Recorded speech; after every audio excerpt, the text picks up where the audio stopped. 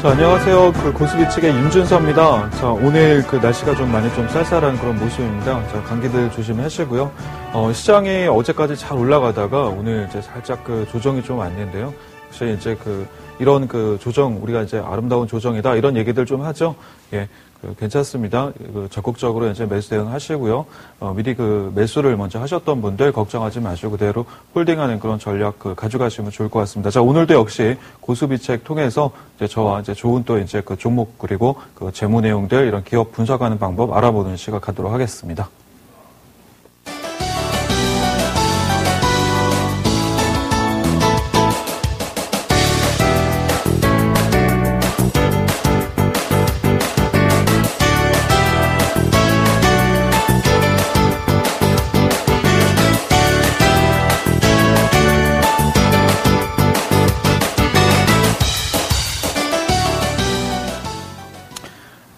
자, 지난 시간까지 저희가 이제 재무 내용에 대해서 간략한 용어 그다음에 거기에 대해서 이제 쓰임새에 대해서 간략한 설명을 좀 드렸습니다. 자, 그래서 이제 우리 이제 시청자분들, 투자자분들 같은 경우에 이제 재무 내용에 대한 용어는 이제 두려움 없이 어느 정도 좀 익숙해졌으리라고 믿습니다. 자, 오늘은 제가 이 재무 내용을 갖다가 조금 더 깊게 들어가는 그런 시간 갖도록 하겠습니다. 그래서 우리가 보통 가계부라는 거 쓰잖아요. 이 가계부랑 똑같이 기업 재무제표 같은 경우도 역시 뭐 거의 비슷합니다. 물론 이제 양식이 좀 틀리긴 합니다만 큰 틀에서는 똑같기 때문에 우리가 이 두 가지를 비교를 하면서 각 기업별로 어떤 재무제표들을 갖다가 우리가 볼 수 있는지 이해할 필요가 좀 있다, 이렇게 좀 보고 있고요. 그래서 이 부분을 오늘 좀 집중적으로 좀 한번 파보자, 이렇게 좀 생각을 했고요. 또 하나는 뭐냐면은 많은 투자자분들이 이제 재무제표라는 것들을 갖다 보게 되면 좀 두려워하는데, 자, 숫자를 보고 그다음에 옆에 있는 이 많은 계정 항목들을 보면서 도대체 무슨 말인지 이해하기가 좀 어려운 분들이 좀 많이 있습니다. 그리고 또 읽기도 좀 이렇게 쉽지 않은 데다가 이걸 또 해석을 해야 되니까 이런 부분들 좀 많이 힘드신데, 제가 오늘 이 시간을 통해서 이 부분 말끔하게 이런 고민들 해결하는 그런 시간 갖도록 하겠습니다.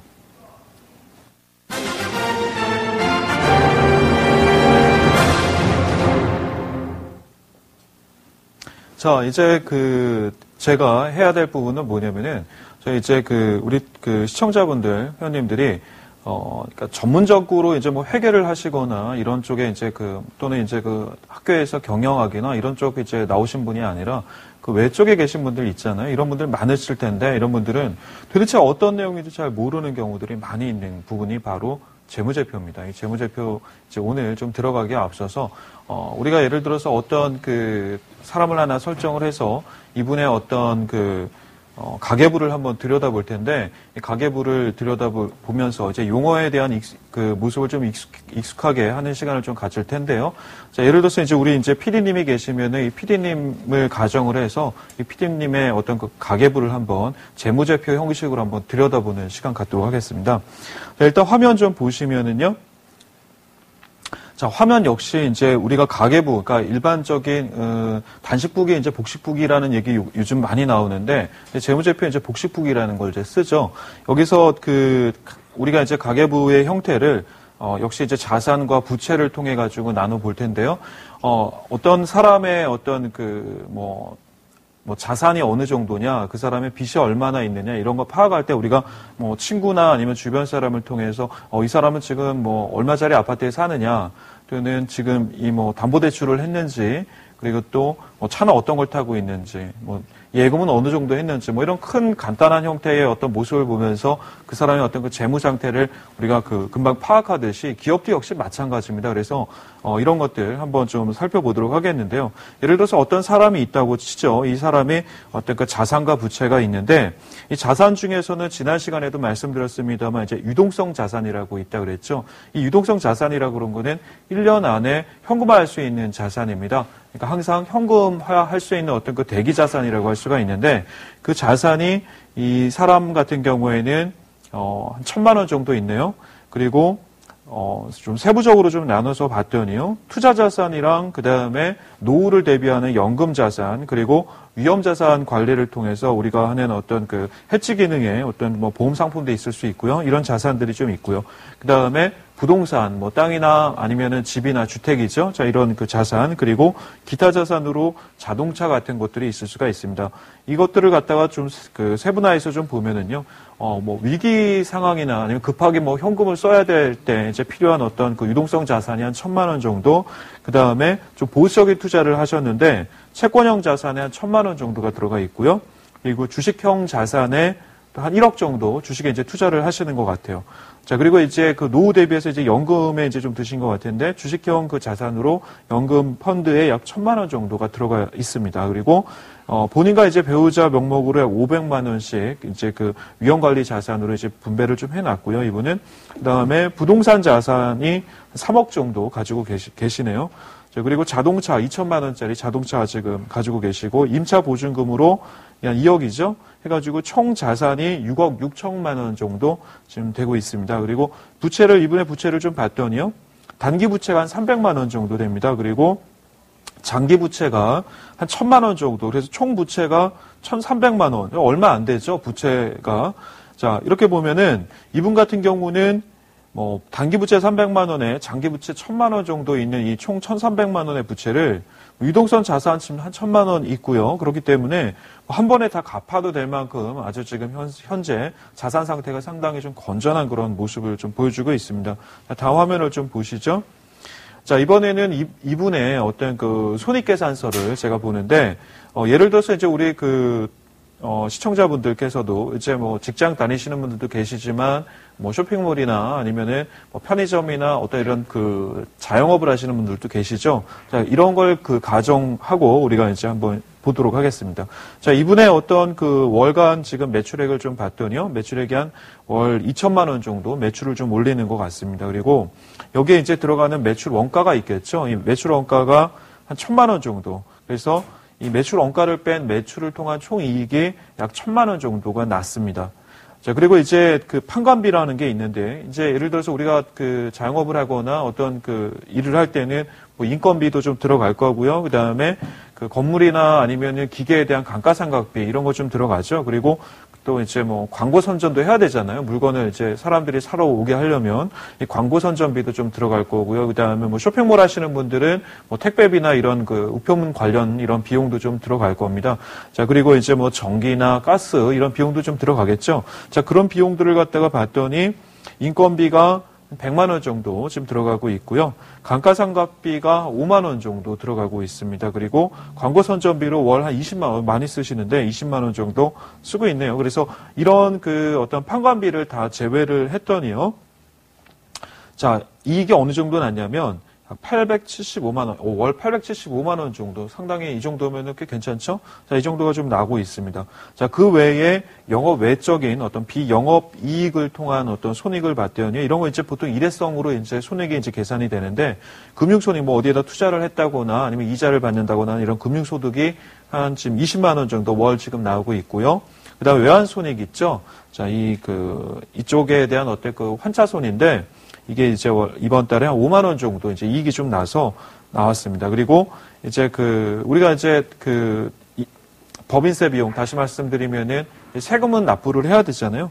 자, 그게 한 10만 원 정도 나왔다고 쳤을 때 이 순이익 이런 그 비영업 이익과 법인세 비용을 제외했을 때의 어떤 순이익을 봤더니 총 890만 원 정도가 나왔더라. 그래서 이분 같은 경우는 이익을 통해서 매출을 통해서 순이익이 890만 원이면은 거의 이게 몇 퍼센트죠? 한 40%가 넘는 순이익이죠. 상당히 양질의 어떤 이익을 갖다가 내고 계시는 건데요. 이게 뭐 1년 된다 그러면 상당히 많은 돈이 좀 쌓일 것 같습니다. 자, 이번에는 현금 흐름표라는 거를 보겠는데, 지난 시간에 이제 말씀드렸듯이 현금 흐름표 같은 경우는 현재의 내 상태를 갖다가 나타낸다 그랬죠. 내 지갑의 상태를 나타낸다. 그래서 다시 말씀드리면은 그 앞부분에 나왔던 이제 우리가 이제 손익계산서나 또 이제 대차대조표라고 하는 이런 것들 있죠. 이런 두 가지 같은 경우는 우리가 뭐 영업이나 매출이나 또는 그 외 여러 가지 자산들 또는 인건비나 이런 판관비를 갖다가 부풀리거나 하면서 어떤 법인세를 갖다가 줄이기 위한 방법을 쓴다거나 하는 이런 조작이 좀 가능합니다만 현금 흐름은 그게 좀 상당히 좀 어려운 그런 부분들이 있습니다. 이 현금 흐름표를 통해 가지고 우리가 한번 자세하게 이제 좀 보도록 하겠는데요. 자, 현금 흐름표를 좀 잘 보시면은 화면에서 이 현금 흐름이라는 거는 뭐 어떤 돈이 나가고 들어오는 이런 거죠. 그래서 유입과 유출 이 두 가지로 간단하게 나눌 수가 있습니다. 첫 번째 보시면은 저축 투자 이제 채권을 통해서 이제 유출이 50만 원 정도 나가고 있고요. 그다음에 보험료가 매달 20만 원씩 이분이 나가고 있고, 그다음에 뭐 결혼을 하셨나 본데 양가 부모님 용돈으로 60만 원 정도가 지금 나가고 있습니다. 그리고 이제 변동 지출, 고정 지출이 아닌 이제 약간의 이제 변동이 있을 수 있는 어떤 이런 변동 지출에서 생활비가 한 달에 100만 원 정도 나가고 있고요.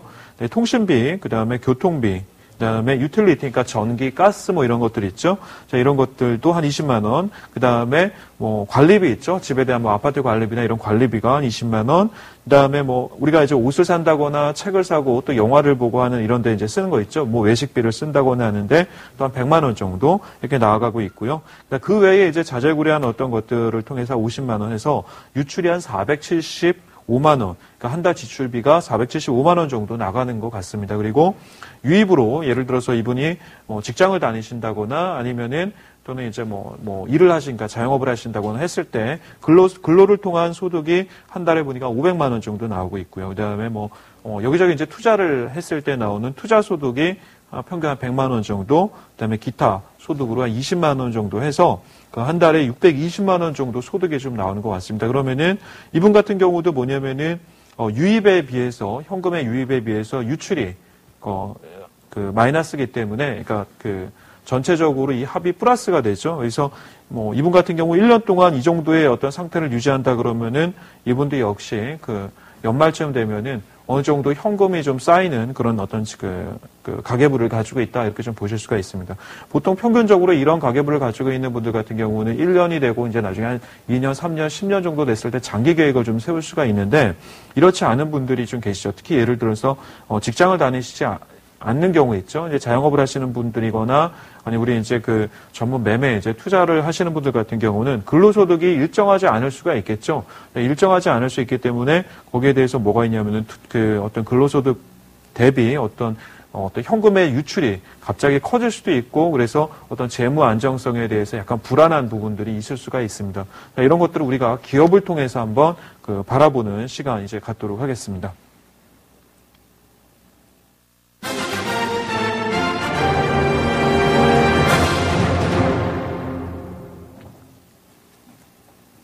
자, 이번에는 실전에 이제 적용하는 시간인데요. 항상 뭐 이해가 안 된다 그러면은 주변에 있는 상황들을 갖다가 이렇게 대입을 해보시면은 상당히 좀 쉽게 우리가 이해를 할 수가 있습니다. 자, 오늘은 우리 이제 공포로 다가오는 숫자, 재무에 대한 어떤 숫자 부분들 우리가 이제 좀 짚어 넘어갈 텐데, 자, 한번 화면 좀 보도록 하겠습니다. 기업들에는요, 지난 시간에 말씀드렸습니다만 어떤 절대적으로 나쁜 기업이 있는 것도 아니고 또는 절대적으로 좋기만 한 기업이 있는 것도 아니라고 말씀을 드렸습니다. 지금 좋을 수 있는데 향후에 나빠질 수 있는 기업이 있고요. 그다음에 지금은 나쁘지만 나중에 좋아질 수 있는 기업이 있다고 그랬죠. 우리 사람도 마찬가지입니다. 지금 잘 나간다고 해서 앞으로 계속해서 영원히 잘 나갈 수 있는 게 아니듯이 역시 기업들도 마찬가지다. 자, 그런 관점에서 일단 기업은 성장형 기업이 있고 그다음에 또 이제 정상 기업이라고 할 수 있는 건전한 어떤 그런 기업이 있다. 이렇게 좀 볼 수가 있습니다. 여기서 건전한 기업이라는 얘기는 재무제표가 건전하다는 얘기지 뭐 윤리적으로 건전하다는 얘기는 아닙니다. 자, 그리고 또 하나는 지금은 좋지 않은 그런 어떤 기업이 또 있겠죠. 자, 일단 먼저 재무제표 통해서 성장성이 있고 그다음에 이런 어떤 정상적인 형태의 재무제표를 가지고 있는 기업을 한번 들여다보도록 하겠습니다. 자, 첫 번째, 저 화면 보시면은 이 재무상태표, 그러니까 바로 이제 IFRS 이제 바뀌기 전을 얘기하면은 대차대조표죠. 이 재무상태표의 2008년도부터 올해 2분기 이제 6월 달까지 어떤 재무 내용을 보겠는데 가장 크게 중요한 거는 조금 전에 제가 요약 부분에서 설명을 드렸습니다만 일단 우리가 사람의 어떤 재산을 볼 때 이 사람 현금이 어느 정도 있는지, 그죠? 그 다음에 이 사람이 가지고 있는 땅이나 아니면은 건물, 주택은 어떤 거를 가지고 있는지, 그다음에 이 사람이 이걸 사기 위해서 뭐 부채가 어느 정도 있는지 뭐 이런 거 파악하잖아요. 그걸 통해서 이 사람 한 달에 이자 비용이 얼마나 나가겠구나. 뭐 이런 거 우리가 알 수가 있는데 이런 것들을 이제 보기 위해서 재무상태표를 갖다가 보게 됩니다. 일단 가장 먼저 봐야 될 거는 자산 총계, 그다음에 부채, 그리고 이제 자본에 대해서 이제 보게 되는데요. 일단 이 기업을 보면은요. 자산이 2008년도에 2조 5천억인가요? 25조네요. 그러니까 단위가 맨 끝 단위가 억이니까 억 원이니까 25조 정도의 자산 총계를 가지고 있는 기업인데 이게 이제 해마다 조금씩 늘어나서 올해 6월 달까지는 약 29조 원 정도 지금 늘어나 있습니다. 이거 기억을 좀 해두세요. 이 기업의 자산은 29조 원 정도다. 자, 그리고 그러니까 약 3년 반 동안 4조 정도가 늘었죠. 그죠? 자, 그리고 부채를 봤더니요. 부채는 조금씩 계속해서 줄어드는데, 자, 19조였던 그 부채가 16조 원까지 줄어들면서 약 3조 정도가 줄어들었습니다. 그러니까 4조 정도 자산이 증가를 했고, 부채가 이제 3조 정도 줄어들었죠. 그 다음에 자본 총계가 5조 8천억에서 지금 현재 12조 7천억으로 이제 늘어나 있는 그런 모습입니다. 자, 이 기업을 보면은요. 그러니까 매출 활동을 잘하고 있다. 이제 앞으로 이제 좋겠구나. 지금도 좋고 앞으로 좋겠구나라는 거 이제 우리가 예측할 수가 있는데, 자, 뭐 매출을 통해서 이익을 갖다가 계속 내니까 아무래도 그게 이제 유보가 되면서 자산은 계속 늘어나고 그 돈의 일부를 가지고 돈을 갚아 나가니까 부채가 계속해서 줄어드는 것을 우리가 이제 알 수가 있죠. 자, 이것을 우리가 자산, 부채, 자본을 세 가지를 좀 자세하게 한번 그러면은 이 기업은 어떻게 해서 이렇게 돈을 잘 벌고 빚을 잘 갖고 있는지 이걸 좀 한번 보도록 하겠습니다. 자, 첫 번째 항목 이제 바로 자산 총계입니다. 이 자산 총계를 좀 보게 되면은 2008년에서 2011년도까지 일단 유동자산과 비유동자산을 보게 되는데요. 제가 이제 유동과 비유동의 차이점 말씀드렸죠. 1년 안에 현금화할 수 있는 거. 갑자기 뭐 사람도 마찬가지입니다만 기업도 어떻게 될지 모르잖아요. 이 1년 안에 현금화할 수 있는 유동자산과 1년 이후에 이제 좀 늦게 현금화가 될 수 있는 비유동자산 이렇게 두 가지가 있는데 사람으로 얘기를 한다 그러면은 지금 우리가 이제 주머니에 갖고 있는 현금 또는 뭐 은행이 예치했던 뭐 예금 또는 주식 뭐 이런 뭐 채권 뭐 이런 게 있겠죠. 그리고 이제 비유동자산이라 그러면 예를 들어 우리가 지금 살고 있는 집, 땅 뭐 이런 것들 좀 있겠잖아요. 자, 그러면 일단 유동자산을 통해서 이 기업을 좀 보면은 유동자산이 11조 2천억 정도 하던 게요. 그죠? 살짝 줄었습니다. 한 2천억 정도 줄었는데 이 정도는 뭐 크게 뭐 나쁘지는 않고요.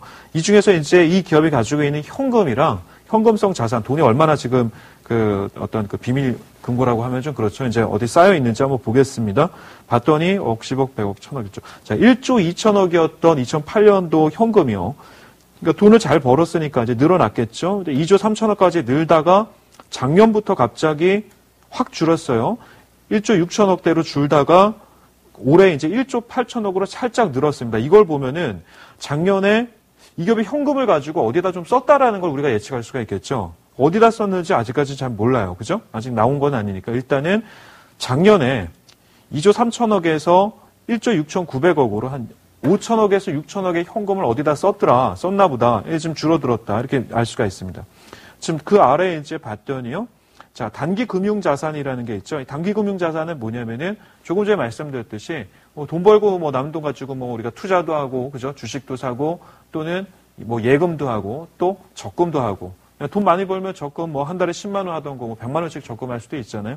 자, 그런 것들입니다. 그거는 계속해서 늘고 있다. 자, 그러면 현금 흐름에 크게 문제는 없다라고 보는 거고요. 그다음에 그 아래 좀 봤더니요. 자, 매출 채권이랑 기타 채권이 있는데 이 매출 채권이라는 거는 뭐냐면은요. 그러니까 한마디로 외상입니다. 외상 거래인데 예를 들어 제가 어떤 물건을 만들었는데 상대방이 이제 제 물건을 사러 왔어요. 사러 왔을 때 이분이 이제 저한테 이제 외상을 하는 거예요. 그러면은 제가 이제 물건을 주겠죠. 뭐 어음을 받거나 어떤 뭐 증서를 받아서 주죠. 줬을 때 나중에 어쨌든 그 돈은 제가 돌려받을 거죠. 이 매출 채권이 지금 2조 2천억에서 이제 조금씩 늘어났는데 3조 5천억 정도에서 이제 유지가 좀 되고 있습니다. 계속해서 급격하게 늘어나면은 이것도 좀 좋지는 않습니다. 그죠? 돈을 제때 어느 정도 갚아야 되니까. 자, 그리고 이제 또 하나는 그 아래 이제 재고 자산입니다. 자, 재고 자산 같은 경우는 6조 9천억 정도 있었다가 재고자산이 빠르게 감소를 하다가 작년부터 적정선을 유지하죠. 3조 8천억 정도를 유지합니다. 그래서 이런 것들을 다 합했더니 유동자산이 11조 정도 있더라. 그죠? 올해 6월 달까지 이 기업은 11조 정도가 있다. 자, 그 다음에 이번에는 비유동자산입니다. 자, 비유동자산의 올해 지금 내용을 봤더니 전체적으로 18조 정도. 자, 유동자산보다는 한 7조 정도가 더 많아서 18조 정도가 이제 비유동자산인데요. 이 중에서 이제 유형자산이 8조 6천억 정도 있고요. 그 다음에 투자 부동산, 그 다음에 무형자산 있죠. 무형자산, 유형자산과 무형자산에서 차이점은 유형자산은 이제 우리가 이제 존재하는 것들 있잖아요. 이렇게 눈에 보이는, 지금 이 스튜디오라 그러면은 카메라가 있을 것이고, 컴퓨터가 있을 것이고, 아니면은 이 건물이 있겠죠. 이런 것들. 자, 이런 게 있다 그러면은 무형자산은 이 기업이 가지고 있는 브랜드, 그다음에 연구개발하면 거기에 대한 노하우 쌓이잖아요. 그게 이제 또 특허로 가게 된다 그러면은 특허 비용이나 이런, 그러니까 특허료 이런 것들 이제 많이 이제 우리가 이제 무형자산이다 이렇게 얘기를 하고요. 이제 그 외에 이제 장기 금융자산이나 그다음에 관계기업 투자, 그러니까 다시 말씀드리면 제가 예를 들어서 어떤 기업이 있는데 그 기업이 예를 들어 제 동생이 이제 만약에 기업을 갖다 운영을 하고 있다 또는 제가 알고 있는 친구가 운영을 하고 있는 어떤 기업이 있는데 유망할 것 같아요. 거기다 투자했을 때 이런 투자 자산들 있죠. 자회사가 될 수도 있겠습니다. 자, 이런 관계기업 투자 자산이 6조 3천억 정도 있습니다. 그래서 이 기업을 딱 봤더니요. 일단 현금이나 현금성 자산은 어느 정도 있어요. 작년에 한 6천억 정도 쓰긴 했지만 아주 급한 데 쓴 것 같지는 않아요. 왜냐하면은 단기 금융 자산이 있는데 이게 줄지 않고 계속해서 배 이상으로 늘어나는 걸 보니까 현금 유동성에 어떤 문제가 있어서 이 6천억을 작년에 쓴 것 같지는 않아요. 그래서 현금 자산과 단기 금융 자산, 그 다음에 매출 채권, 그 다음에 재고 자산, 자, 이런 걸 합한 유동 자산이 한 11조 정도, 자, 기억을 해두세요. 11조 정도 있다. 그 다음에 비유동 자산으로 어떤 가장 지분이 좀 큰 게 이제 유형 자산과 지분 이제 다른 회사에 이제 투자를 한 것 같은데 관계기업 투자로 6조 3천억 해서 총 18조가 있다. 그래서 이 기업의 총 자산은 29조, 거의 한 30조 정도 되죠. 30조 정도의 자산을 가지고 있다. 자, 기억하셨죠? 자, 이제 다음 장으로 넘어가겠습니다. 자, 이 기업의 이제 부채를 한번 보겠습니다. 자, 빚이 얼마나 있는지 한번 봤더니 부채 총 부채가 16조 정도 있습니다. 아까 자산이 29조, 약 30조 있다고 그랬잖아요. 이 30조 중에서 부채가 16조 정도니까 절반밖에 안 되잖아요. 그죠? 상당히 이 정도면은 양호한 그런 편이죠.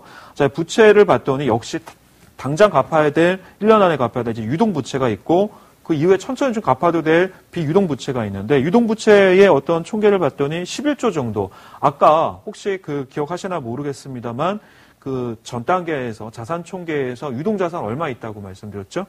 기억하셨나요? 제가 11조 정도 있다 그랬어요. 그죠? 11조 있고 부채가 지금 역시 한 11조 정도에 있습니다. 그러면은 유동자산 다 팔아가지고 유동부채 갚아버려도 되죠, 당장. 유동부채가 한 11조 정도 있다. 이 중에서 매입 채무가 있는데 이 매입 채무는 뭐냐면은 매출 채권이랑 반대 개념입니다. 그러니까 제가 물건을 만들기 위해서 외상을 지는 거예요. 자, 이런 매입 채무가 있고 그다음에 단기 금융 부채가 약 3조 정도 있습니다. 그래서 이 유동 부채가 총 11조 정도 있고요. 그다음에 비유동 좀 이렇게 천천히 갚아도 되는 이런 부채가 뭐가 있나 봤더니 지금 한 4조 9천억 정도 있는데 6조였던 게 점점 줄어들어서 4조 9천억 계속 돈을 갖고 있잖아요. 봤더니 장기 금융 부채가 한 2조 6천억, 4조 6천억에서 한 2조 갚고 지금 한 2조 6천억 남았습니다. 그리고 그 외에 이제 퇴직급여나 기타 이런 것들이 있어요. 그럼 이 기업을 지금 잘 보시면은 부채를 갖다가 계속해서 갚고 있다라는 걸 알 수가 있어요. 그러면은 자산은 계속 늘어나고 있고 부채를 계속 갚는다는 얘기는 매출 활동을 통해서 이익을 갖다 꾸준히 내기 때문에 이런 어떤 상태가 가능한 거잖아요. 자, 여기까지 기억을 하시고 이번에는 자본 총계라는 항목을 한번 보도록 하겠습니다. 이 자본 총계가 봤더니요. 자, 5조 8천억에서 약 12조 7천억까지 이제 쭉 늘어났죠. 당연히 늘어날 수밖에 없죠. 이 중에서 이제 지배주주 지분, 대주주라고 할 수 있겠죠. 이 지배주주 지분의 지분도 이렇게 계속해서 늘어나고 있고, 자, 자본금이 2조 1천억 원 정도에서 자본잉여금이 1조 7천억 정도 있습니다. 자본잉여금 뭔지 지난 시간에 제가 말씀드렸죠. 기업이 예를 들어서 상장을 하게 되면 상장 차익을 갖다 얻는 게 자본잉여금이라고 그랬어요. 자, 그 다음에 이익잉여금. 이익잉여금은 이것저것 다 떼고, 정말 이것저것 다 떼고 남는 순 현금이에요, 현금. 자, 이 이익잉여금은 뭐 그러니까 이 이익잉여금 가지고 예를 들어서 우리가 이게 돈이 계속해서 쌓이면 나중에 기분 좋으니까 뭐 우리 입장에서 보면은 뭐 생활비 쓰고 뭐 쓰고 다 썼는데 그러고 나서 적금도 하고 뭐도 하고 뭐 다 하고 나서 돈이 남았어요. 아이들 용돈도 줄 수가 있겠죠. 그다음에 부모님께 이제 용돈을 더 드릴 수도 있겠고, 그다음에 어디 뭐 설비 투자를 또 우리가 하는 것처럼 예를 들어서 기업의 입장에서는 이걸 가지고 배당을 한다거나 아니면은 설비 투자하는데 또 쓰이기도 합니다. 이 돈이 지금 봤더니 2008년도에 8,900억 정도 있었는데 장사를 정말 잘했나 봐요. 올해 6월 달에 벌써 7조 9천억 정도까지 어마어마하게 늘었습니다. 거의 한 10배, 9배 정도 늘었죠. 9배. 근데 실제로 이 기업의 주가도요, 이 정도 올라갔습니다. 2008년에 비해서. 신기하죠? 자, 이 정도 그래서 이익잉여금이 어느 정도 이렇게 늘어나는 거 예측만 할 수 있으면 주식하기 참 쉽겠죠. 그죠? 7조 9천억까지 늘어났어요. 자, 이게 우리가 이제 보고 있는 어떤 그 과거 이제 얘기로 말을 한다 그러면은 대차대조표라고 하는 것을 이제 이걸 통해서 우리가 이제 알 수 있습니다. 그러면은 자, 이 기업은 상당히 잘 이제 운영이 되고 있구나를 알 수가 있겠죠. 그러면은 도대체 매출을 어떻게 하길래 이렇게 이제 그 자산이나 이런 부분들이 그 건전한 모습을 띠는지 한번 보도록 하겠습니다. 자, 이번에 이제 손익계산서를 갖다가 이제 보겠는데요. 자, 손익계산서 조금 제가 이제 그 좀 빨리 진행을 할게요. 자, 매출액 한번 보겠습니다. 매출액을 봤더니요. 22조, 2008년도에 22조였던 이 매출액이요. 매출액 그 위에 이제 보이시죠? 이 매출액이 그 다음에 29조. 그러다가 2010년에 무려 42조로 거의 2배가 뜁니다. 그죠? 자, 그리고 이번에 지금 그 분기에, 그러니까 반기에 22조가 됐으니까 3분기랑 4분기가 1, 2분기만큼만 나온다 그래도 적어도 작년 정도까지는 나오겠죠. 44조 정도 나오겠죠. 자, 전년 동기 대비 지금 그 분기를 봤더니요. 자, 매출이 무려 30%가 늘어났어요. 자, 그리고 이제 매출 원가. 아까 제가 이제 원가 말씀하셨죠? 그러니까 그 물건 만들 때 들어가는 비용들. 이 매출 원가가 봤더니요. 17조 정도가 되네요. 자, 이것도 역시 늘어났습니다. 뭐 매출이 늘면 당연히 원자재 가격 늘어나니까 매출 원가 늘어나겠죠. 근데 다행히 매출 원가가 매출액보다는 줄어들었어요. 매출액은 30.5% 늘어났는데 매출 원가가 29.8% 늘어났으면 이것만 딱 봐도 우리가 어떻게 해요? 매출액을 통해서 이익이 조금 더 늘어날 수 있죠. 원가를 줄였으니까. 그때 딱 봤더니 실제로 매출 총이익이 32%로 늘어나 있습니다. 자, 여기까지 그 매출의 질이 상당히 좋죠. 자, 이번엔 그 아래 보겠습니다. 판관비, 우리가 인건비, 뭐 이것저것 뭐 연구개발비, 뭐 광고비, 뭐 이런 거 막 나가야 되잖아요. 이런 거는 안 나가면 안 나갈수록 좋겠죠. 그죠? 연구개발 안 해도 물건 잘 팔리는 게 제일 좋긴 한데, 어쨌든 제조업체들 같은 경우는 경쟁을 해야 되기 때문에 계속해서 R&D나 뭐 이런 걸 해줍니다. 이런 판관비가 늘어나긴 늘어났어요. 늘어났는데, 뭐 돈을 버니까 계속 투자를 하겠죠. 자, 그 연구개발을 하거나 인건비도 뭐 사람을 더 뽑아서 늘어날 텐데, 그렇게 늘어난 게 17%가 늘어났고요. 인건비, 그러니까 17%가 총 판관비로 늘어났습니다. 그러면 여기서 잘 보세요. 가장 많이 늘어난 게 그 매출채권 그 손상차손이라는 게 늘어났나요? 아, 아니구나. 무형자산 상각비가 이제 조금 늘어난 거 외에는 크게 특별한 게 없어요. 그러면 총 해가지고 17% 늘어났다는 얘기는 자, 매출 늘어난 거에 비해서 판관비 늘어난 게 작으니까, 그죠? 만약에 매출이 30% 늘어났는데 전년 동기 대비 판관비도 30% 늘어나면은 작년 동기 대비 했을 때 이익이 그냥 제로잖아요. 근데 이게 뭐냐면은 17%밖에 안 늘어났으니까 나머지 차익만큼은 이익이죠. 자, 그걸 뺀 영업이익을 봤더니 영업이익은 어때요? 당연히 작년에 비해서 매출은 30% 늘었는데 판관비가 절반으로 늘었으니까, 그죠? 그러니까 우리가 이제 비례식 해보면 영업이익이 당연히 더블로 늘겠죠. 그래서 60%, 그러니까 69%만큼 영업이익이 늘어납니다. 그죠? 이 기업이 영업이익이 늘어났어요. 자, 그 다음에 그 아래 쭉 봤더니요. 우리가 예를 들어서 금융 비용 나가는 거 있잖아요. 그죠? 자, 그리고 뭐 수출을 하게 되거나 수입을 하게 되면은 그 환율 차에 따른 어떤 환차손이 있겠죠. 자, 그것들. 자, 이것들은 아직까지 요즘 보면은 막 그 환율이 막 올라갔다 내려갔다 막 그러니까 대응하기 힘들잖아요. 여기서 이제 적자가 조금 났는데 뭐 무시해도 될 만큼 아주 작은 적자입니다. 자, 이런 적자가 조금 났었고, 그 다음에 뭐 돈을 잘 벌었으니까 당연히 꼬박꼬박 이제 법인세 비용 내야 되잖아요. 그죠? 법인이니까. 자, 법인세 비용을 냈는데, 내고 나서 봤더니 그런 그 당기 순이익이 어느 정도 늘어났냐면, 자, 77%가 늘어났습니다. 77%가 늘어났다. 그래서 그 2분기까지 봤더니 2조 원을 순이익으로 벌었어요. 그래서 22조 매출에 2조 원을 순이익으로 벌었다 그랬으면은 우리가 ROE라고 얘기하는 마진 있죠, 마진. 그죠? 이익 마진이 10%죠. 22조에 약 2조 정도가 이제 그 수익으로 떨어진 거니까 물건 하나 팔면, 그러니까 예를 들어서 1,000원어치 물건 팔면 200원 순이익으로 떨어지는 거예요. 자, 이렇게 그 계속해서 돈이 남으니까, 그죠? 이것저것 다 제하고도 남으니까 이 기업은 자산이 늘어나고, 그죠? 부채가 부채 갚고. 자, 그래서 이제 이번에는 현금 흐름표라는 거 한번 보도록 하겠습니다. 자, 현금 흐름표를 봤더니 영업활동으로 인한 현금 흐름이랑 투자활동으로 현금 흐름, 그다음에 재무활동으로 인한 현금 흐름, 이렇게 세 가지가 있는데, 영업을 통해가지고 내가 열심히 영업활동해가지고 벌어들이는 현금 흐름입니다. 여기 당연히 당기순이익 들어가겠죠. 이 당기순이익이 이번 6월 달까지 2조 순이익이 나왔다 그랬죠. 그래서 여기 지금 보시면은 2조 순이익이 이렇게 딱 잡혀 있습니다. 당기순이익 2조, 그죠? 근데 이 영업활동으로 인한 그 현금 흐름 당연히 벌어들이니까 계속해서 증가하면 좋지 않아요. 2008년도에는 좋지 못해가지고 마이너스 5천억인데 지금은 보니까 2조 5천억이니까, 그죠? 연말까지 3분기, 4분기 남았으니까 이 정도 실적만 올리면은 작년 4조 3천억 현금 흐름 이제 영업 활동으로 인해서 이익 난 게 올해는 5조 원 정도까지 늘어날 수 있겠죠. 그죠?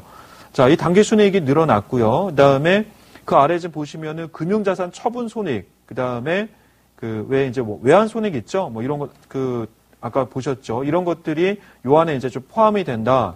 자, 그리고 운전 자본의 증감인데 이건 뭐냐면은 이제 매출 채권, 아까 이제 말씀드렸던 매출 채권이 증가하고 감소하고, 그다음에 재고 자산이 증가하거나 감소하고, 그다음에 매입 채무 증가 감소. 자, 이런 것들을 얘기합니다. 이런 것들을 다 합했을 때, 자, 이 기업이 올 2분기에 영업 활동을 통해서 당기 순이익 2조 포함해서 약 2조 5천억 정도의 그 현금 흐름을 창출했다. 자, 그 정도 이제 돈이 있는 거예요.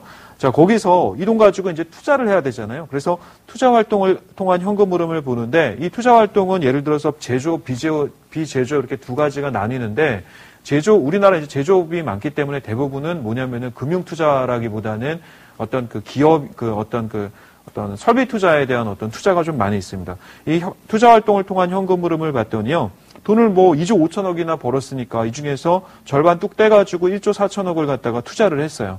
그죠? 투자한 모습이 보이죠? 그 다음에 재무활동을 통한 현금 흐름. 자, 그 2조 5천억 벌어서 1조 4천억 썼으니까 1조 1천억 남잖아요. 그 중에서 이제 또 돈 갚아야 되죠. 그죠? 빚진 것도 한 9,400억 정도 갚았어요. 자, 그래도 돈이 남죠. 그죠? 한 1조 남나요? 얼마가 남죠? 1조가 아니라 3천억 조금 안 되게 남나요? 이렇게 남아요. 그래서 봤더니 이 기업은 그 전분기 1조 6천억 정도였던 현금 흐름이 이번 분기, 2분기에 1조 8천억까지 늘어났죠. 늘어나면서 이 차익이 2,494억 정도가 순수하게 떨어지는 그런 모습입니다. 결국 이걸 보시면은 아까 당기 수익 나왔을 때 나오는 10% 마진이랑 거의 비슷하게 맞아가고 있죠. 이렇게 계속해서 돈이 이제 쌓이는 기업이다라고 알 수가 있습니다. 이 기업이 어떤 기업인지 궁금하시죠? 이 기업이 바로 기아차입니다. 자, 그러면은 두 번째 기업 한번 볼게요. 이 기업 좀 빨리 한번 보겠습니다. 이거는 이제 정상적인 기업이 아니라 2008년도까지 적자를 내다가 정상 흐름을 내면서 나왔던 기아차와 마찬가지로 지금 이 기업 같은 경우는 지금 좀 힘든 기업, 자, 비정상적인 기업의 재무제표를 한번 보겠습니다. 우리가 비정상적인 기업을 보는 이유는 뭐냐면은 그 기업을 통해 가지고 앞으로 건전하게 바뀔 수 있는지, 성장형 기업으로 바뀔 수 있는지 없는지를 보기 위해서 봅니다. 자, 한번 빨리 좀 보도록 하겠습니다. 자산이랑 부채랑 자본총계. 자, 화면 보시면은 2008년도 자산총계 5조 8천억이었던 게 자산이 4조 8천억으로 계속 줄죠. 4조 5천억까지 줄고 그러다가 올해 들어서 이게 살짝 늘어납니다. 자산이 줄다가 올해 들어서 조금 늘어나서 2천억 늘어났어요. 그러면 뭐예요? 자산이 계속 줄어들었다는 얘기는 뭔가를 까먹었다는 얘기인데 이게 다시 늘어났다는 얘기는 이 회사가 조금 분발하려고 막 노력을 한다. 아주 눈에 띄는 건 아니지만 분발하려고 한다라는 게 보이죠. 그 아래 이제 부채를 봤더니 그러면 이 기업이 돈을 좀 갖고 있나 봤더니 4조 9천억이었던 부채가 계속 줄어들면서 돈을 갖고 있어요. 그죠? 갖고 있는 노력이 보이죠? 자, 그래서 지금 봤더니 자본 총계가 9천억이었던 게 확 줄고 막 다시 또 4,300억, 그 다음에 4,700억 이렇게 늘어나는 걸 보니까 자본 조정을 갖다가 한 것 같아요. 자, 그러면은 이 기업의 어떤 모습을 좀 더 세부적으로 한번 보겠습니다. 자, 자산 총계를 보시면은 역시 유동자산이랑 비유동자산 두 가지 봐야 된다고 말씀드렸죠. 지금 현재 현금 얼마나 갖고 있고, 그 다음에 나중에 현금화할 수 있는 게 또 얼마나 있는지 한번 보겠는데, 화면 좀 보시면은 이 기업 같은 경우 유동자산이 2008년도에 2조 1천억이었던 게 1조 5천억, 1조 6천억까지 계속 이제 줄어드는 모습이 뭐냐면은 그동안 안 좋았다는 거예요. 그죠? 갖고 있는 현금 가지고 계속해서 빚을 갚아나갔다는 얘기인데, 자, 그러다가 2010년 작년부터 조금씩 이게 유동자산이 쌓이기 시작합니다. 그죠? 1조 5천억까지 떨어졌던 게 1조 6천억으로 쌓이죠? 그 중에서 현금자산, 현찰. 이 현금자산을 봤더니요. 689억 원이었던 게 1,000억, 그다가 2,700억까지 늘어난 걸 보니까 작년까지 뭔가 이 기업이 노력을 해가지고 현금을 쌓아놨는데, 그죠? 그러다가 올해 1, 2분기에 지금 1,000억 원 정도, 1,006억 정도 현금이 지금 쌓여 있어요. 3, 4분기 그대로 만약에 이 정도가 쌓이면은 올해도 2,000억 이상 현금은 쌓일 것 같아요. 그죠? 자, 1,000억 기억을 하신 다음에, 그 다음에 아래 이제 뭐 단기금융상품이나 이런 것들 이제 넘어가고요. 그 다음에 비유동자산이 자, 3조 6천억에서 3조 3천억, 뭔가 이제 뭐 땅을 팔거나 건물 팔거나 뭐 팔았나 봐요. 그러다가 2조 9천억까지 떨어졌다가 올해 들어서 다시 3조 원으로 늘어나는 그런 모습이 나오고 있어요. 그럼 이 이야기는 뭐냐면 적어도 재작년, 작년까지는 안 좋은 모습을 보이다가 조금씩 최근에 어떻게 해요? 정신 차리고 조금 분발하는 모습이에요. 그죠? 이게 이제 자산 총계입니다. 그러면은 유동자산이 1조 6천억 기억하시고 그 다음에 비유동자산이 3조 그래가지고 총 4조 7천억을 가지고 있는 기업입니다. 자, 이 기업의 부채를 한번 보겠습니다. 부채를 봤더니 당장 갚아야 되는 부채가 3조였다가 4조까지 늘어났다가 열심히 했나 봐요. 그래가지고 1조 4천억 갚고 지금 2조 6천억 정도 남았는데 올해 약 3천억 정도 늘어났어요. 이게 빚을 잘 갚다가 왜 이게 늘어났을까 궁금하시죠? 근데 지금 아까 유동자산이 얼마 있다 그랬어요. 유동자산이 1조 얼마 있었죠. 그런데 당장 갚아야 되는 거는 지금 2조 9천억으로 그 3배 정도 가까이 된단 말이에요. 그러니까 이 기업은 보면은 당장 현금화할 수 있는 자산보다 당장 갚아야 될 돈이 2배, 3배 더 많아요. 아직까지. 무슨 얘기인지 아시겠죠? 그래서 유동성 위기, 당장 갚아라라고 얘기가 나오면은 이 기업은 당장 갚아야 될 돈이 절반이나 3분의 1밖에 없기 때문에 큰일 유동성 위기를 갖다가 잡을 수가 있겠죠. 하지만 이 기업의 이제 비유동성 부채를 봤더니 비유동성 부채는 많지가 않아요. 유동 부채에 비해서. 그러면 이 기업을 갖다가 보고 우리가 알 수 있는 거는 뭐가 있냐면은 이 기업은 현재 가지고 있는 당장 현금화할 수 있는 돈은 예를 들어서 1,000만 원이 있고 그 다음에 좀 시간이 걸리지만 현금화할 수 있는 나머지 이제 좀 장기적인 자산은 한 4천만 원이 있는 거예요. 그죠? 당장 있는 건 1,000만 원이고 그런데 이 기업은 반대로 당장 갚아야 될 돈은 4천만 원이고 나중에 갚아야 될 돈은 1,000만 원인 거예요. 무슨 얘기인지 아시겠죠?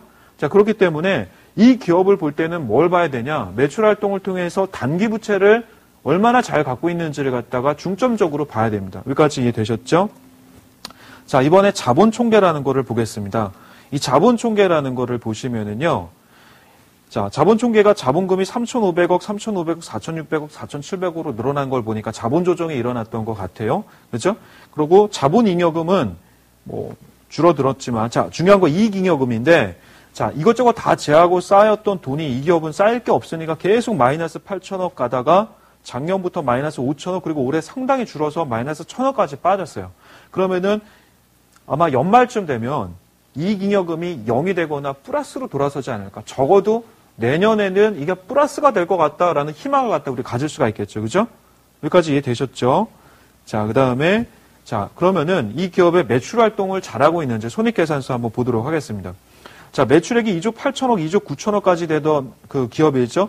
자, 그러다가 3조 4천억까지 늘어났고 올해 반기에 1조 8천억이니까 이게 이제 2배 이제 3, 4분기까지 하면 3조 6천억이니까 아마 작년보다는 매출이 또 늘어날 것 같아요. 1, 2분기까지 포함하면 약 11% 매출이 늘어났어요. 그런데 이 기업은 아까 기업에 비해서 뭐가 있었냐면 매출 원가가 매출액보다 더 늘어났어요. 그럼 매출 원가가 늘어났다는 얘기는 뭐예요? 원재료 가격이 늘어났다는 얘기잖아요. 그죠? 원재료 가격이 늘어났기 때문에 그럼 매출 이익은 줄어들겠죠. 그러면 매출 이익이 늘어나려면 이 기업은 어떻게 해야 돼요? 원재료 가격이 떨어지면 되죠. 물건 만드는 데 들어가는 원재료 비용만 떨어지면 이 기업은 매출 총이익은 확 늘어날 수가 있겠죠. 자, 어쨌든 매출은 계속해서 늘어나고 있습니다. 자, 그리고 이제 판관비 계속 줄어드는 게 있고요. 그래서 영업이익을 봤더니요. 영업이익이 어떻게 됐냐면은 자, 판관비도 줄고 뭐 이것저것 줄면서 영업이익은 좀 좋게 나왔어요. 자, 좋게 나왔습니다. 81% 증가하는 모습이 나왔어요. 자, 그런데 이 기업을 딱 봤더니요. 금융손익이 계속해서 마이너스예요. 그러니까 뭐냐면은 현재 당장 들어오는 가지고 있는 현금에다가 매출 통해서 얻을 수 있는 그 이익 있잖아요. 이 이익을 다 지금 빚을 갖고 있는 거예요. 빚을 갖고 있는데도 계속해서 지금 허덕허덕 하고 있는 거거든요. 단기부채가 많기 때문에. 그래서 이 기업은 매출이 더 많이 일어나야 돼요. 더 많이. 그리고 매출 원가는 팍 떨어져야 돼요. 무슨 얘기인지 아시겠죠? 자, 그것만 해결되면 이 기업은 숨통이 트이겠죠. 자, 그러면은 그 아래 보시면은 화면에서 당기순이익을 보면은요. 당기순이익이 1,800억 손실이었다가 그 다음에 7,900억까지 손실을 보다가 그게 작년에는 300억 그 다음에 올해는 아주 소폭의 63억의 적자. 그러면 이 기업은 매출 활동을 통해서 앞으로 살아날 가능성이 상당히 많다라는 걸 보여주죠. 왜? 물건 잘 팔고 있다는 얘기거든요. 자, 여기까지. 그 다음에 이제 현금 흐름표라는 걸 한번 보겠습니다. 특히 기업이 예를 들어서 위험에 빠지거나 아니면은 어려움에 처했을 때는 현금 흐름표 상당히 중요하기 때문에 이 부분을 좀 볼 텐데요. 자, 영업 활동을 통한 현금 흐름이 자, 2008년도 안 좋아졌다가 작년 올해에는 2,200억, 3,000억까지 늘어났다가 올해 줄었어요. 자, 이거 작년까지는 좋았는데 올해 왜 줄었을까? 600억 정도 손실이 났거든요. 당기순 손실도 많이 줄였기 때문에 이게 문제가 아니고요. 아래 쭉 보면은 이 기업의 어떤 그 현금 흐름이 안 좋아진 게, 작년에 비해서 안 좋아진 게 이게 딱 눈에 띄는데 바로 운전 자본이 여기서 이제 갑자기 이제 안 좋아진 거예요. 그죠? 예를 들어서 매출 채권이 증가하고 그다음에 매입 채무 증가, 그다음에 재고 자산 증가 이 부분이 작년이랑 올해랑 비교했을 때 안 좋아요. 특히 이제 자산이 들어가는 재고 자산 증가나 이런 것들은 뭐냐면은 재고 자산 지금 마이너스 1,423억이거든요. 이게 뭐냐면은 재고 자산이 줄어들었다는 얘기가 아니라 재고 자산을 내가 사들이려면 어떻게 해야 돼요? 돈을 지출해야 되죠. 그럼 돈이 나가는 거잖아요. 돈이 나가는 거니까 1,423억이 어떻게 됐어요? 돈이 나갔다 이렇게 보는 거예요. 그리고 재고 자산은 들어왔어요. 재고 자산이 들어오면은 자산은 증가하겠죠. 자, 그래서 이게 나쁜 거는 아니에요. 재고 자산이 지금 늘어났으니까 이거를 팔면 되죠. 자, 그러면은 투자 활동을 통한 현금 흐름이나 재무 활동을 통한 현금 흐름이 그렇게 요거 하나 때문에 올해 1, 2분기, 2분기에 지금 뭐가 됐냐면은 순현금 흐름이 마이너스 1,800억이 됐어요. 그러니까 다시 말씀드리면은 재고를 통해 가지고 나간 돈 때문에 이 기업은 현금 흐름이 지금 마이너스가 됐는데 이것만 해결하면 플러스가 된다. 다시 말씀드리면은 매출 통해 가지고 인건비나 이런 그 그러니까 판관비 줄이는 거, 그 다음에 매출 원가를 줄이고, 그 다음에 재고 있죠? 재고를 갖다가 쌓아뒀다는 얘기는 뭔가를 갖다가 3, 4분기에 팔기 위해서 지금 사들인 거니까 이거 팔면은 이 기업은 이 문제가 해결이 되겠죠. 자, 그 외에는 뭐 돈 잘 갖고 있으니까 괜찮습니다. 이걸 조금 더 자세하게 한번 좀 들여다보도록 하겠습니다. 자, 다트라는 어떤 그 기업 공시 화면을 좀 들어가면은 여러 가지가 있습니다. 뭐 영업 활동을 통해서 투자 활동 해가지고 쭉 여기에 있는데 이 부분에서 보면은 여기서도 역시 영업 활동으로 인한 자산 부채 변동이 마이너스가 났다. 지금 화면에서 보이시는데 이 화면에서 보이는 이게 바로 뭐냐면은 아까 말씀드렸던 매입 채무나 매출 채권이나 아니면은 부채. 자, 이 부분입니다. 그래서 이 기업을 갖다가 보실 때는 뭘 보셔야 되냐면 이렇게 안 좋은 기업들을 보실 때는 어느 부분에서 문제가 발생됐고 그리고 이 문제가 앞으로 해결될 것인지를 갖다가 예측을 한 다음에 보면은 우리는 어떻게 되냐면은 거기서 기업의 주가는 이미 선반영해서 주가가 아주 싼 상태가 되겠죠. 그러다가 이 기업이 매출이 늘면서 매출 원가 떨어지고 원재료 가격 떨어지는 거 확인하고 그다음에 재고 그다음에 계속해서 단기부채 갚아 나가는 거 확인하면은 이 기업은 여기서부터 이제 훨훨 날아갈 수밖에 없습니다. 이 기업이 어떤 기업인지 궁금하시죠? 자, 오늘 이제 하나 또 이제 가져온 종목이 있습니다. 조금 전에 설명드렸던 기업 바로 이제 금호타이어인데 지난번에 이제 저희가 이제 소개를 해드렸던 기업이죠. 천연 고무 가격, 그 다음에 이런 어떤 원재료 가격이 그동안 올라가가지고 1, 2분기 좀 안 좋았는데 최근에 이 원재료 가격이 확 떨어졌어요. 그래가지고 아마 매출 원가가 좀 많이 떨어질 겁니다. 그러면은 매출 총이익 늘어나겠죠. 자, 이번에 이제 가져왔던 이 종목 프리즘 종목 이제 제가 소개를 해드릴 텐데 이거는 뭐냐면은 바로 두산 인프라 코어입니다. 자, 요거 이제 설명드리도록 하겠습니다.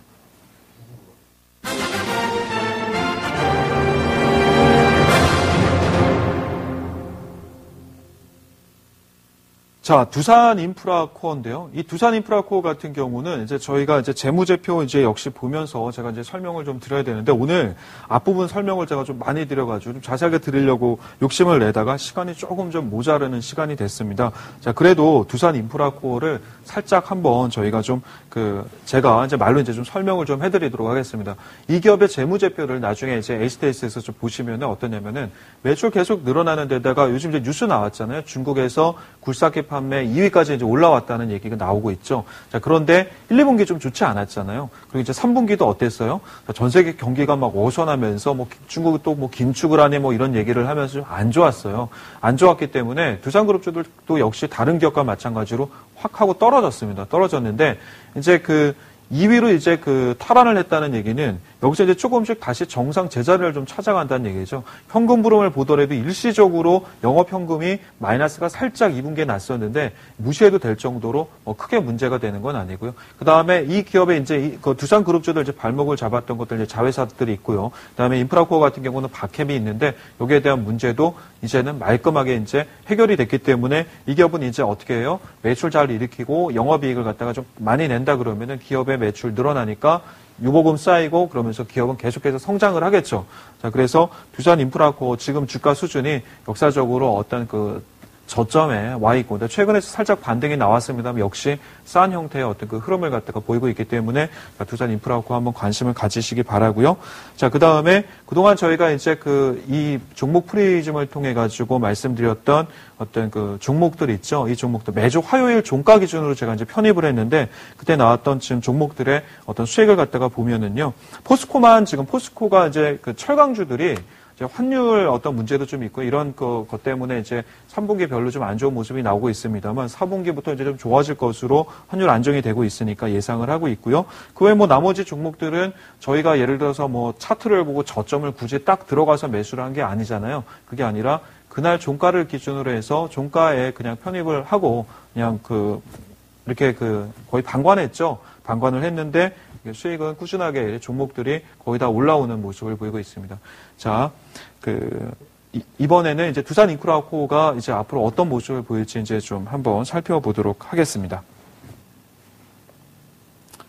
자, 이제 여기까지 이제 하셨으면 어느 정도 이제 재무제표 보는 거에 대한 공포는 이제 좀 벗어났지 않았을까 이렇게 좀 생각을 합니다. 다음 시간에 제가 이제 준비할 거는 이런 재무제표 이제 보는 걸 통해 가지고 우리가 알고 있는 많이들 얘기하는 PER, PER 또는 ROE, 그다음에 BPS 이런 것들이 있죠. 자, 이런 것들은 어떻게 우리가 활용할 수 있는지 자, 이런 부분들에 대해서 다음 시간에 한번 자세하게 한번 보도록 하겠고요. 그래서 아마 다음 시간 정도가 되면은 재무 부분에 대한 것들은 이제 우리가 공포에서 벗어나서 아주 능숙하게 볼 수 있는 그런 시간이 되리라 이렇게 좀 기대를 합니다. 자, 오늘 이제 여기서 이제 마치도록 하겠고요. 저는 다음 주 이제 화요일 날 뵙도록 하겠는데요. 자, 다음 주가 되면은 이제 재무 부분은 이제 끝이 나고 이제 다음 주부터 이제 우리가 좀 투자자분들 많이 좀 알고 계시는 차트 기술적인 부분 있죠. 자, 그 부분 또 한번 짚어 넘어가도록 하겠습니다.